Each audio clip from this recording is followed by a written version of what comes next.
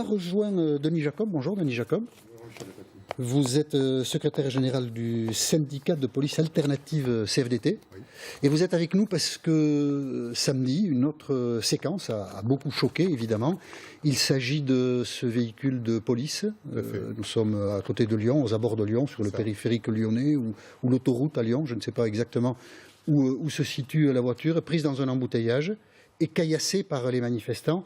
On va regarder cet extrait qui a évidemment beaucoup circulé sur les réseaux sociaux depuis samedi.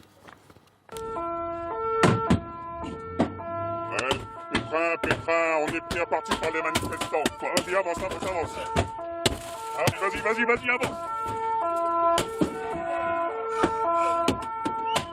Vas-y, avance. Vas-y, avance. Vas-y. C'est pas grave, avance. Vas-y, avance. Voilà, c'est une policière qui conduit. Le policier que l'on entend a un sang-froid absolument sidérant, et heureusement d'ailleurs. Je peux me permettre, Jean-Michel Apathy, c'est pas véritablement une policière qui conduit. Hein. C'est une adjointe de sécurité. C'est un agent contractuel qui est payé au SMIC et qui prend les mêmes risques et les mêmes dangers qu'un policier titulaire. Je tenais à le préciser parce que ça fait partie des emplois jeunes qui ont été créés en 1997 et qui devaient disparaître au bout de 5 ans, c'est-à-dire en 2002, et qui perdurent aujourd'hui. Et je voulais souligner ça parce qu'il y a une précarisation de ces emplois-là avec un risque égal à celui que nous, policiers, on a. Je pense que c'est un sujet que le ministère de l'Intérieur devrait prendre à bras le corps. D'accord. Donc vous précisez le statut de cette femme. On est effectivement à sa place au volant. Enfin, quelle angoisse, quel stress terrible, et le policier la calme derrière, il lui donne des consignes, il est assez remarquable. Cette scène a été filmée. Est-ce que vous donnez comme consigne aux policiers avec lesquels vous dialoguez de filmer ce type de scène pour garder des preuves? Pourquoi est-ce qu'il a filmé? Les collègues font ça d'initiative pour leur propre sécurité.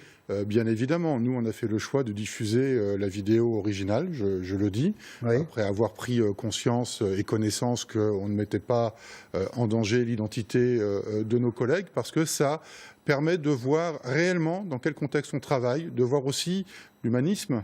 Nous sommes des hommes et des femmes, comme tout le monde, avec des inquiétudes, des craintes, des peurs. Et malgré cette peur, on peut relever le courage et le sang-froid de cette jeune adjointe de sécurité qui a 20 ans. Ça fait à peine 2 mois qu'elle est dans la police nationale, donc elle vient d'arriver.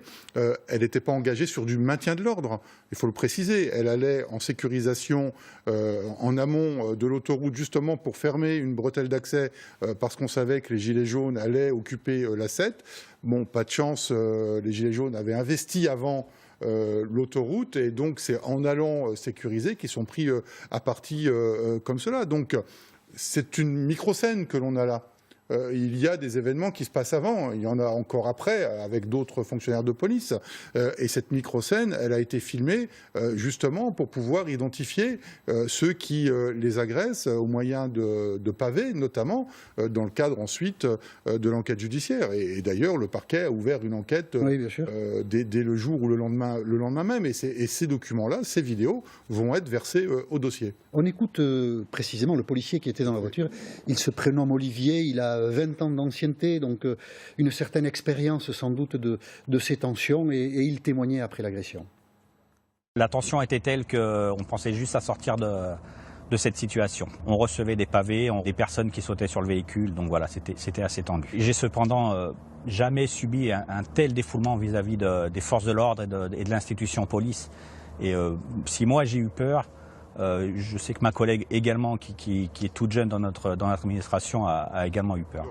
Tout d'abord, on n'est pas dans l'émotion parce que malheureusement, cette vidéo, elle est effectivement dans le cadre des Gilets jaunes, mais ça, c'est le quotidien des policiers.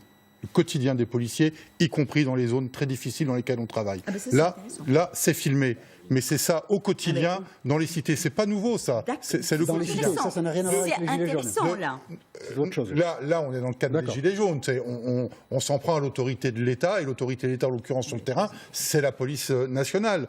Deuxièmement, on parle du maintien de l'ordre. Bon, je rappelle quand même qu'il y a actuellement une réécriture de la doctrine du maintien de l'ordre, justement parce qu'on est confronté à une nouvelle forme de contestation qui n'est plus une contestation dans le cadre d'une manifestation organisée et que l'on tient à distance, puisqu'on est dans le contact physique. Et puis s'agissant du lanceur de balles de défense, on a eu suffisamment de vidéos qui mettaient en cause la police. Et je voudrais quand même préciser que le journal Le Monde lui-même a démenti un article qu'il avait préalablement publié sur ce qu'avait dit le Parlement. D'accord. On retient en tout cas que les policiers effectivement sont soumis à des traitements, on le voit là, qui sont indignes. Merci d'avoir été, merci à vous d'avoir participé à ce débat. Merci.